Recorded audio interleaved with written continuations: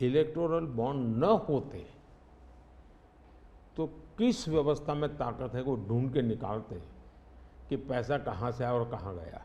जब उन लोगों ने इलेक्टोरल बॉन्ड दिया है उसी के एकदम बाद उनको या तो कॉन्ट्रैक्ट मिला है या फिर जो सीबीआई का उन पर इंक्वायरी हो रही थी वो हटाई गई। ये तो इलेक्टोरल बॉन्ड की सक्सेस स्टोरी है कि इलेक्टोरल बॉन्ड थे तो आपको ट्रेल मिल रहा है मनी का।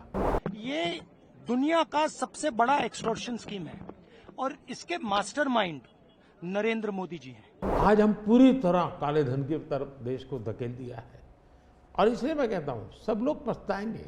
प्रधानमंत्री पकड़े गए हैं इसीलिए ये एएनआई को इंटरव्यू दे रहे हैं।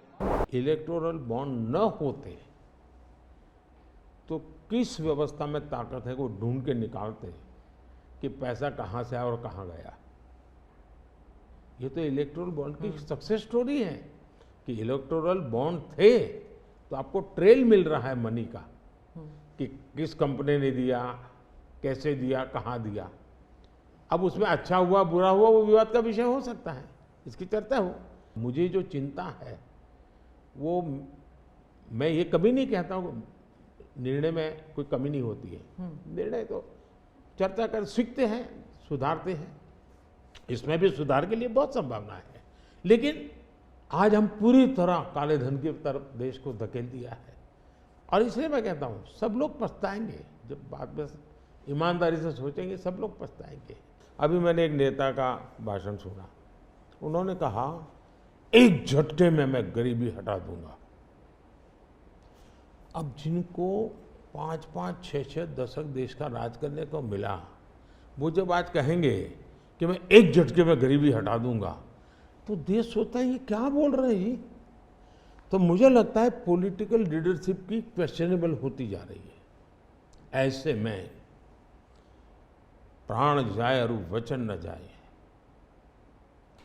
ये महान परंपरा से हम निकले हुए लोग हैं। मैं मानता हूं कि नेताओं ने ओनरशिप लेनी चाहिए, जिम्मेवारी लेनी चाहिए। ये मैं जो बोल रहा हूं मतलब मेरी जिम्मेवारी है, ये कोई करेगा ऐसा करेगा ऐसे नहीं चलता है।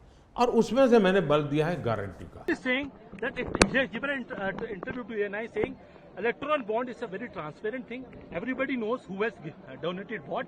And now, भैया इलेक्टोरल बॉन्ड की बात पता क्या है, उसमें ना जरूरी बात है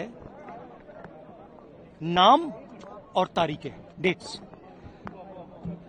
अगर आप नाम और तारीख को देखोगे तो आपको पता लगेगा कि जब उन लोगों ने इलेक्टोरल बॉन्ड दिया है उसी के एकदम बाद उनको या तो कॉन्ट्रैक्ट मिला है या फिर जो सीबीआई का उन पर इंक्वायरी हो रही थी वो हटाई गई है।